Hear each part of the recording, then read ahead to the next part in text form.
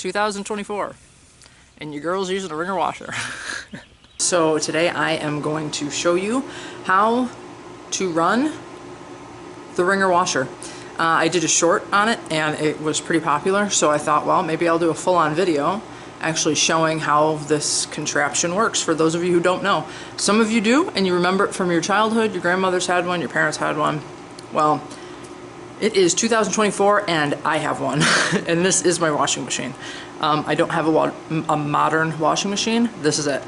I do have a dryer over here. Maybe, there it is. But it doesn't work. So I don't even have a modern dryer, which is fine. And you know, I'll get into that later. But for right now, let's fill this up and show you how it works. So this hose here connects underneath the wash tub, and when I'm finished washing, I unhook this from this guy right here. It hooks up, and I just drop the hose, and then that drains the tub. So now that I'm starting a new load of laundry, I need to hook it back up. And that's it. That keeps the tub from draining. Now let's fill it up. So I'm going to fill up this tub with hot water, which is my hoses here that are hanging on the wall. While this is filling, I'm going to go ahead and grate my soap in there. And I did a video on this before that shows you guys what I use. Sorry about the bad lighting, but I mean, it's a basement. There, Fells Naphtha, that's what I'm using this time. Sometimes I'll also have soap, which I don't have any on hand to show you, but same idea.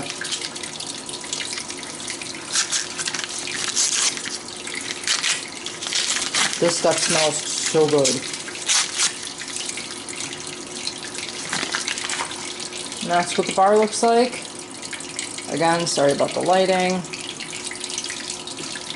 And then I use my old funky cheese grater that I bought specifically for this job. It does not grate any actual cheese. And I just grate it right in. And I just eyeball it because I've been doing this for so long.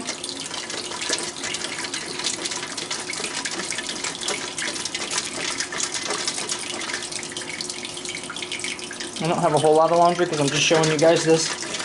So I don't need to put a lot in here. And then I keep it up on my shelf in this old glass jar. And it lets it dry out a little bit too, which is good for your soap. And then I put in, again I eyeball it, but I put in a little bit of borax. Since I'm not doing a lot, I don't know, it's probably the equivalent of 1/4 cup for this. And I just put it right in there.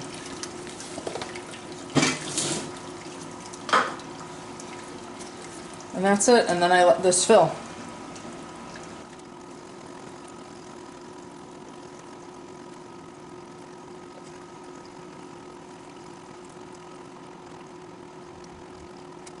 Okay, so right here is about good. I'm going to cut it off. Take this hose out. And now I'm going to fill up the rinse bucket. Well, for my rinse bucket, I just have a plastic tote. And you'll see when I show you, but what's going to happen is the clothes are going to come through here and they're going to dump into that clean water.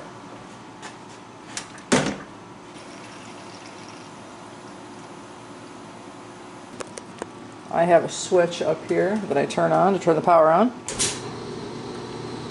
And now this motor is on. So now to engage, so that I make the agitator move, I pull this out.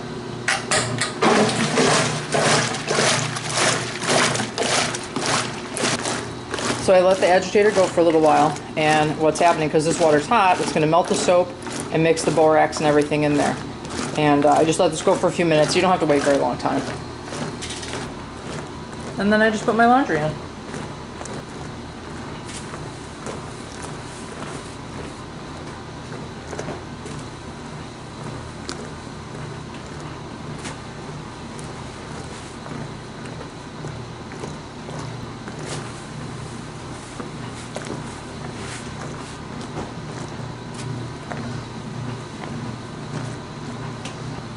And then I'm going to let that go for about 8 minutes. Okay, so now it's been about 8 minutes, and I hit the button, I push the button back in, and that stops the agitator. Sorry, I'm in the light, guys. And so now what I'm going to do is up here on the wringer portion itself, there's a knob right here. And whichever direction I turn that, that's the direction those rollers are going to move. So I want it to go this way because I want the clothes to go through here and into my rinse water. So I'm going to turn the knob that way. Now the other interesting thing about this whole wringer portion will move pretty much wherever you want it on this model. So if I put that switch all the way that way, this whole thing will swing around. And I can put this wherever I want these clothes to drain into, whatever's more convenient. As you can see, there's like soap buildup here because this is just how it's been since I've had this machine. But yeah, some people will have two rinse buckets. Like they'll put their soapy clothes through into one, and then they'll wring them again into a second rinse bucket. I don't do that. I suppose if I had something really gnarly, I could do that, but I don't. So anyway, so I want to lock it into place. So that's what that's going to do. So now this won't move. And I'm going to have my rollers go this way because I want to put everything into the rinse water. So this I just feed in and it catches it pretty easy. Watch your fingers. I have snagged my fingers, not put them through, but snagged it. Now this machine, and I'll see if I can make it happen here. If I put too much in, it'll pop the top.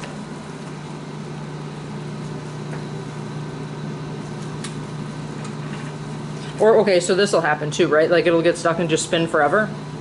So I just stop it and I move it back. I'm not going to be able to make it pop because I want to. But if I put too many things in here, what happens is, you can see there's a seam here on both sides and this blue bar. So what happens is this thing will go, and it'll pop. It'll make this kind of mechanical scary noise. But all it's doing, it's a safety feature on this particular model. Older wringer washers don't have that. And so like, you ever hear of like in the 1800s, the mangler? That's where kids and women would get fingers and hands and hair and everything else caught in there and like lose appendages. This won't do that. It will hurt, but you won't lose your finger. So anyway, so I'm gonna go ahead and put all these things through here. I'm gonna move you around so you can see it coming out into the rinse water.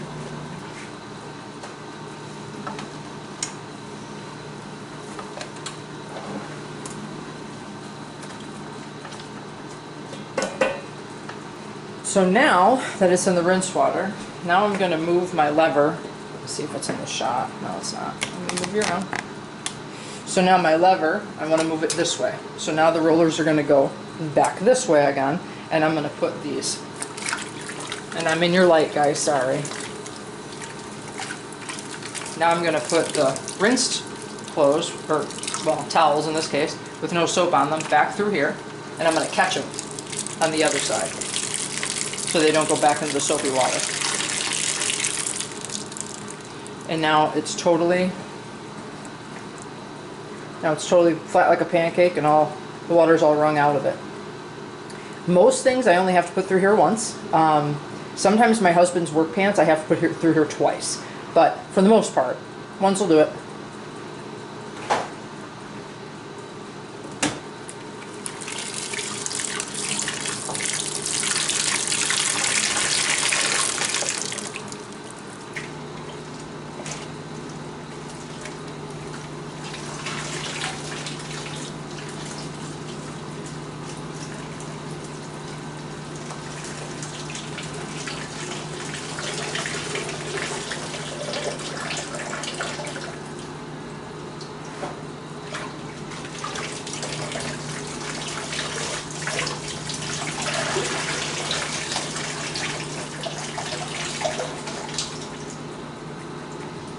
And then I'm going to stop it, and then my next load's going to go in right away. Let me pull you back so you can see.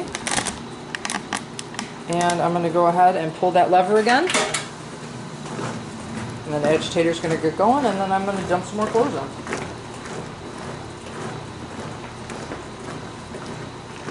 Now here's something that you can do with this too. You don't have to feed each individual piece of clothing in there.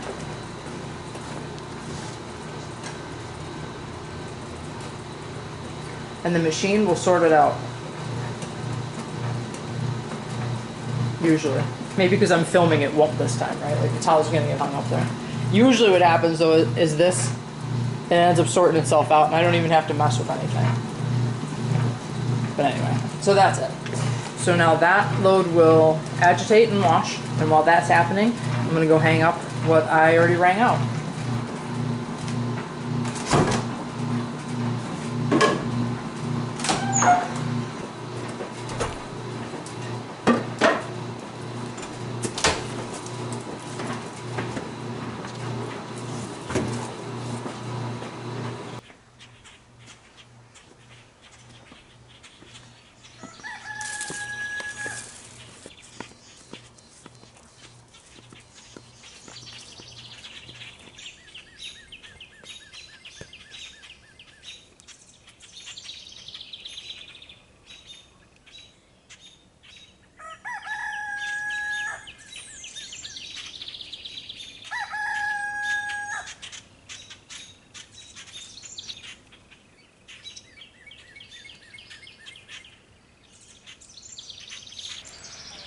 There's a farmer in the field over here. Hopefully you guys can't hear him, but you might be able to. So if you hear a machine, it's that guy. So anyway, so that's it. So that's how I wash my laundry. That's legitimately how I do it. You saw, I don't have a modern washing machine. I haven't had a modern washing machine in years, and I love it. I prefer the Wringer over the modern machine, and here's why. So with a modern machine, it takes longer to run your load of laundry. In a Wringer washer, it takes like maybe 10 minutes from beginning to end. I mean, it really doesn't take long at all. Everything just happens faster. There aren't any sensors that have to sense things. I'm looking at it, you know, okay, it's full, done, right? You know, I'm feeding the laundry through the Wringer, so there's your spin cycle. And then your rinse is a dunk, dunk, done. In a modern washing machine, it's rinsing forever.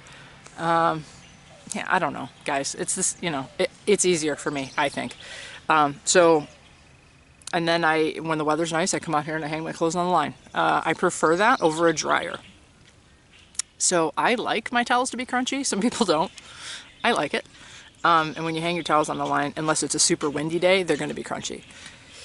If it's wintertime, how I combat that is, as you can see, I live in a very old 1800s farmhouse, and so in our basement anyway, we're running a dehumidifier all the time, just to keep the moisture levels down in the basement. So I hang my clothes down there in the wintertime when that's running, and my clothes, towels included, my husband's jeans included, my husband's work pants included, done in a day, 24 hours.